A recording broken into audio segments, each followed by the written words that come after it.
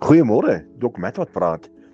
Ek en 'n paar van my vriende, ons is gewoonlik so 8, dan gaan ons een keer 'n jaar, dan gaan ons Hentjies Baai toe, dan gaan hengel ons. Nou verlede jaar gebeur dit so dat een van ons vriende met sy amarok vasval in die sand en die Ford Ranger moes hom toe nou hak en hom uitsleep. Nou ja, groot gesukkel en uiteindelik het die Ford vas, maar die Ford het dan weer losgekom uit hierdie dik sand uit en dit was 'n gespook om uiteindelik hierdie amarok uit die dik sand uit te haal. Maar dit was dik toue gewees. Een tou het gebreek en die ander band het ook gebreek. So dit was maar 'n gesukkel om daai amarok uit die sand uit te trek.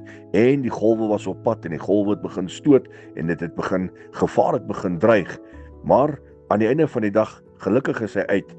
En nou na die tyd nou dink ek aan hierdie gebeurtenisse en ek besef dat baie keer is ons in nood, gevaar dreig en dan kom Jesus.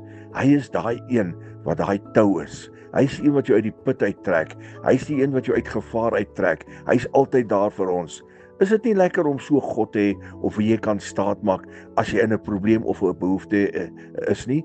Hy gooi die tou vir jou, soos 'n lint wat uitgegooi word, gooi hy vir jou hierdie tou en dan vat jy net die tou en dan sleep hy jou uit jou gevaar, uit jou situasie wat jy gedink het jy gaan nie uitkom nie. Jesus is altyd daar om ons uit alle gevaargebiede en alle gevare uit te trek. Ek gee vir hom al die eer, al die lof, al die aanbidding.